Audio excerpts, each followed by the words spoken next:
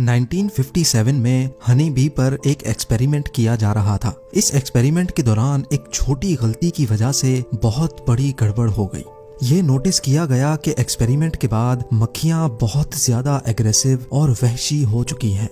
ऐसा मालूम हो रहा था कि अगर ये मक्खियां एक्सपेरिमेंट कंटेनर से बाहर आईं तो ये अपने रास्ते में आने वाली किसी चीज को भी नहीं छोड़ेंगी। और इसी दौरान वही हुआ जिसका सबको डर था। जेम टीवी की वीडियोस में एक बार फिर से खुशामदीद।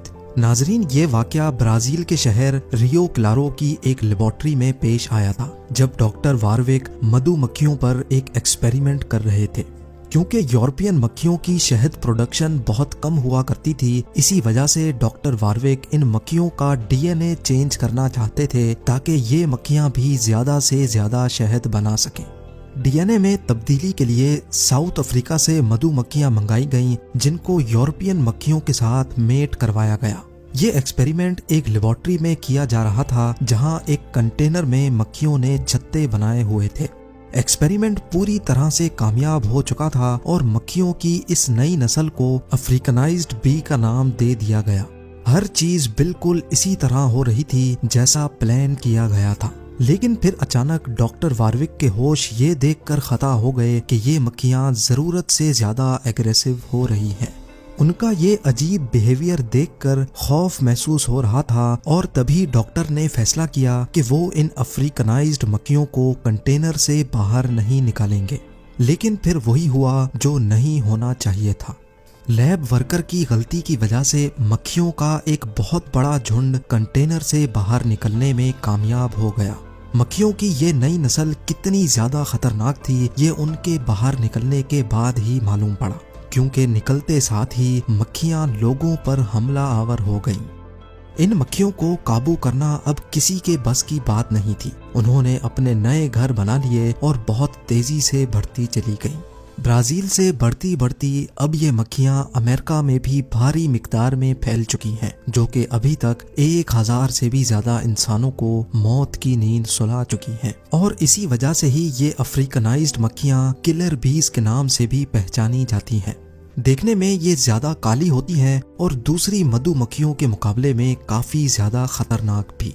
500 मीटर दूर से भी ये अपने छत्ते की तरफ बढ़ने वाले पर टूट पड़ती हैं और अगर इन्होंने किसी इंसान या जानवर पर हमला करने की ठान ली तो हैरत अंगेज तौर पे उसका आधे किलोमीटर दूर तक भी पीछा करती रहती हैं। लेकिन दूसरी मधुमक्खियों की तरह ये अफ्रीकनाइज्ड मक्खियां भी इंसान को काटने के फौरन बाद ही मर जाती हैं।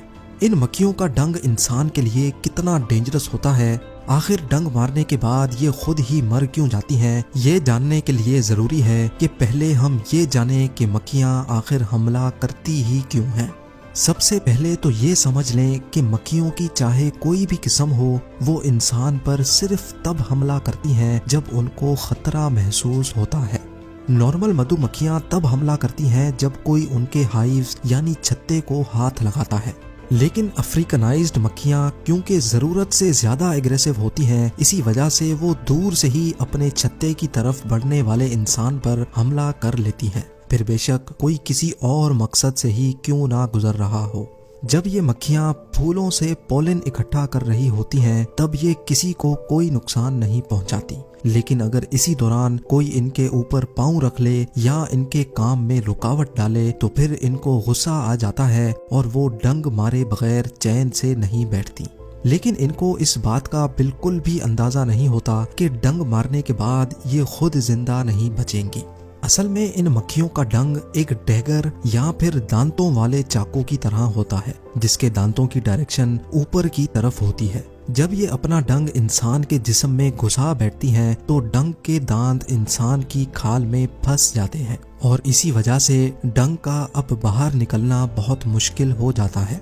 मक्खी जब अपने डंग को बाहर निकालने के लिए जोर लगाती है तो वो डंग इंसान की खाल से बाहर निकलने के बजाय मक्खी के जिस्म से ही उखड़ जाता है। ना सिर्फ डंग बल्कि मक्खी के मसल्स, नर्व्स और उनके डाइजेस्टिव सिस्टम के कई हिस्से भी डंग के साथ ही अलग हो जाते हैं, जिसकी वजह से मक्खी का मौके पर ही मरना तय हो जाता है। वो लोग बहुत खुश नसीब होते हैं जिनको सिर्फ एक मक्खी ने डंग मारा हो, क्योंकि ये मक्खियां हमेशा झुंड बनाकर ही हमला करती हैं।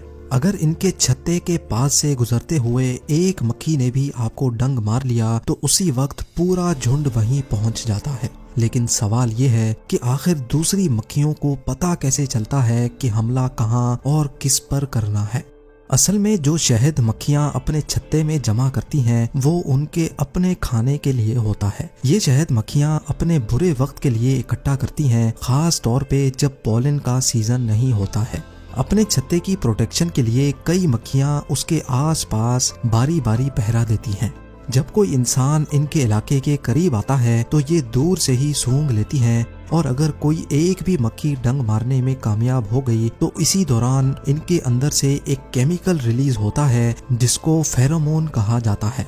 एक्सपर्ट्स का मानना है कि जैसे ही फेरोमोन हवा में फैलता है तो ये वहाँ मौजूद तमाम मक्खियों के लिए अलार्म सिग्नल का काम करता है। वो तमाम मक्खियाँ जो उस वक्त ड्यूटी पर मौजूद होती हैं फेरोमोन को सूंघती हुई फौरन उस इंसान पर टूट पड़ती हैं। इसी वजह से जब आपको कोई एक मक्खी डंक मारे तो फौरन उस जगह को छोड़ देना ही बेहतर होता है। मक्खियों का डंक इंसानों के लिए कितना खतरनाक होता है ये जान लेना भी बहुत अहम है। जब ये डंक इंसान की बॉडी में दाखिल होता है तो ये एक टॉक्सिन हमारी बॉडी में छोड़ जाता है जिसको मेलेटिन कहा जाता है। इंसान की बॉडी फौरन इस मेलेटिन से लड़ने के लिए ऑटोमेटिकली काम करना शुरू कर देती है, जिसकी वजह से बॉडी का वो हिस्सा फौरन सूजकर लाल हो जाता है। असल में ये हमारी बॉडी का डिफेंस मैकेनिज्म ही होता है जो मेलेटिन से लड़ने के लिए जिस्म के उस हिस्से को सूजने पर मजबूर कर देता है। अगर तो डंक ब्लड वेसल के करीब लगता है तो वो ब्लड में शामिल होकर पूरी बॉडी में फैलना शुरू हो जाता है, जिसके काफी खौफनाक नताइज भी हो सकते हैं। या अगर जिन लोगों को मेलेटिन एलर्जी होती है उनकी हालत भी बिगड़ने के काफी ज्यादा चांस होते हैं।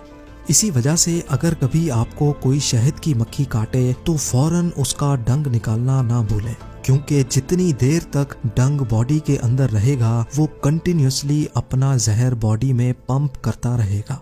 आइए अब जानते हैं किलर बीज के बारे में चंद इंटरेस्टिंग फैक्ट्स।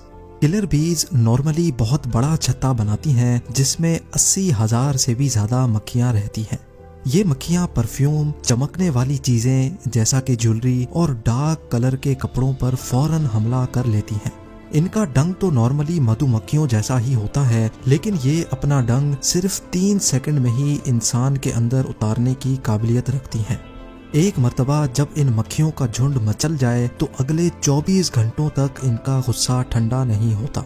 किलर बीज के हमले की सूरत में इनसे जान छुड़ाने के लिए कम से कम 1 किलोमीटर दूर तक भागना जरूरी होता है। पानी के अंदर छुप जाने पर भी ये मक्खियाँ पानी के बाहर अपने शिकार का इंतजार करती रहती हैं। उम्मीद है जेम टीवी की ये वीडियो भी आप लोग भरपूर लाइक और शेयर करेंगे। आप लोगों के प्यार भरे कमेंट्स का बेहद शुक्रिया। मिलते हैं अगली शानदार वीडियो में।